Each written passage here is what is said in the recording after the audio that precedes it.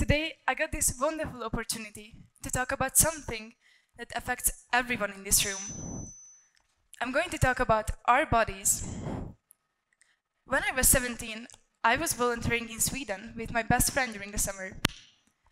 We went to the ocean every single day and enjoyed the beach for hours. Skinny dipping is not really a thing in Hungary where I come from, but it's pretty common in Sweden. So one day, we wanted to try it.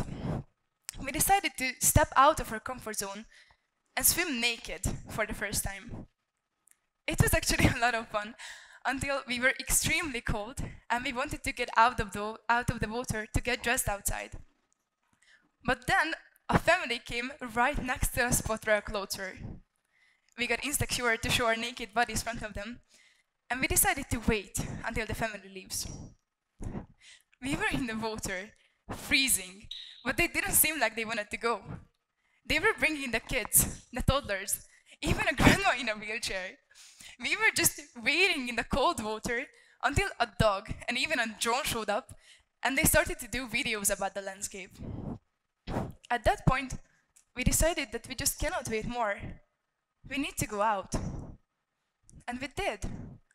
And the family, with the dogs, the drone, and the grandma, did nothing. They didn't even notice us. Two naked and scared 17-year-old girls as we were dressing up outside. Our shame and our insecurities were only in our heads. Our shame and our insecurities are only in our heads too. And I know it for sure that we weren't born with these insecurities. We were taught to have them. We were taught at age 6 that skinny is beautiful, as we were playing with Barbie dolls and we were watching Disney princesses. We were taught at age 12 how body hair is disgusting and it's unacceptable on girls, and we need to shave our legs and our armpits.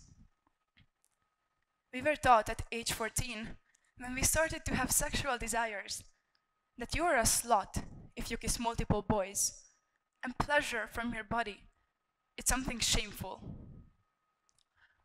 But why do we believe in all these social stigmas? Let me show you through art. I am going to show you the ideal body through art historic periods. I am going to focus on mainly Eurocentric beauty standards and women, because this is where I come from, and I want to be creditable for my words, and therefore talk about mainly Eurocentric beauty standards that apply to women at the time. This sculpture is called Venus of Willendorf.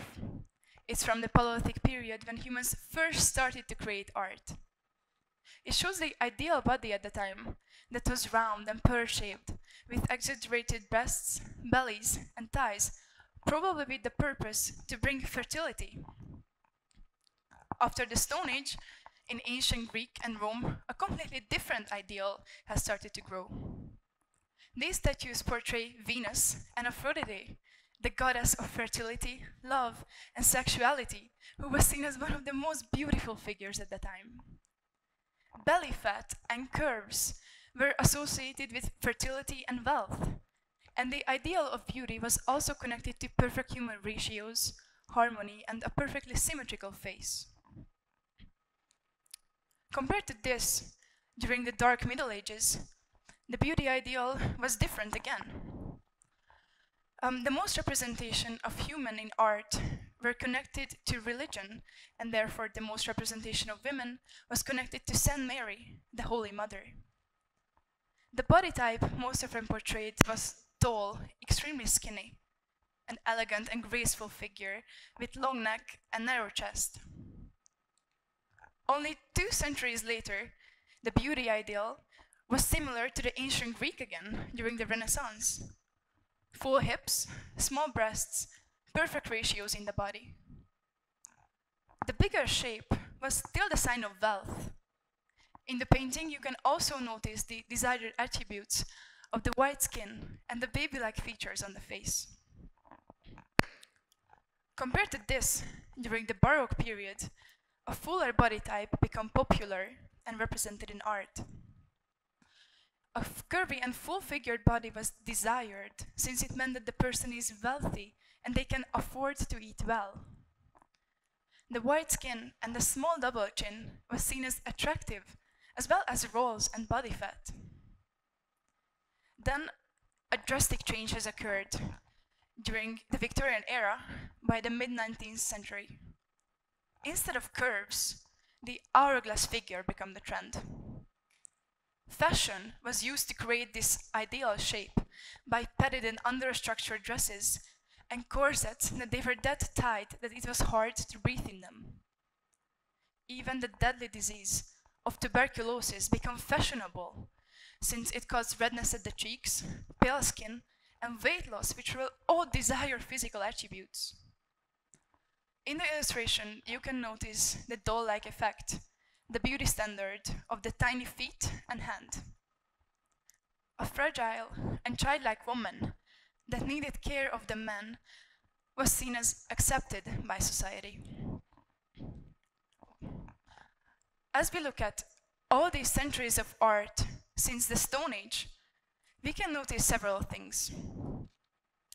The majority of these artworks were created by men, for men. Women were only the subject of this art. Similarly, they were not creators of these beauty standards, they were just trying to meet them. Whether a woman was seen as beautiful at a particular time, it depended on the perception of her surroundings. But why do we believe in an external judgment? The beauty ideal is ever-changing, and it's unrealistic to change your body to what the period dictates. And how is it connected to our modern world? Similarly, as great art made the influence and the reflection on these beauty standards, now beauty trends are formed by a lot of factors, such as the fashion industry, the press, and the magazines, social media, all the influencers, models, and celebrities who we follow. We receive thousands of images about the appearance of others, and we immediately compare ourselves to them, defining our worth and beauty based on them. This can lead to not having a healthy and realistic body image, which is a huge problem among female adolescents and young women. Let me show you through research data this growing concern. A recent study has shown that around 50% of 13-year-old American girls reported being unhappy with their bodies.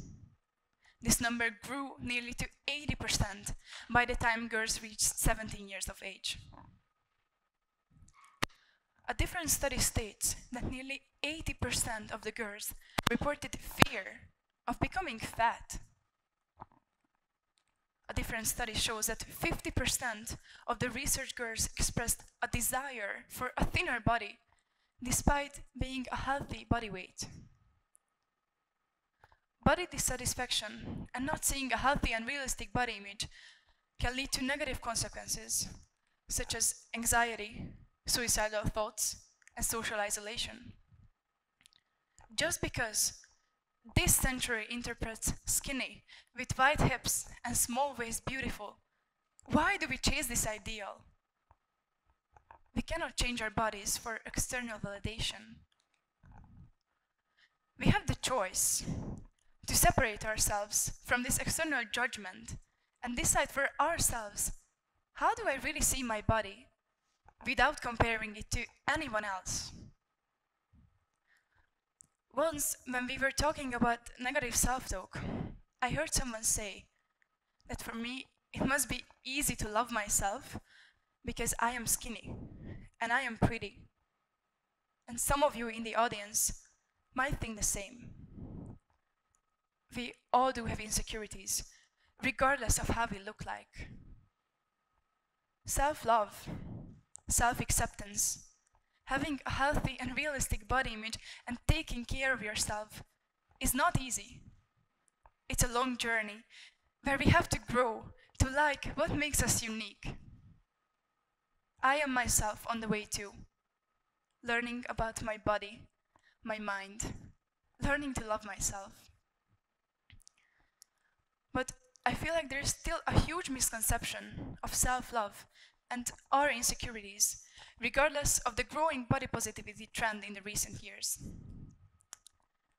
Self-love is not believing that you look good.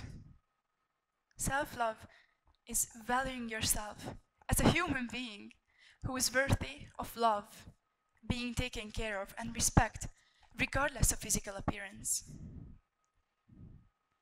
I would like you to take my final message today, that each and everybody is unique and it's beautiful in its own way. We are the only one who decides how do we see ourselves, and we have every right to see ourselves as it is, unique and beautiful. We deserve to see ourselves as great art. Thank you.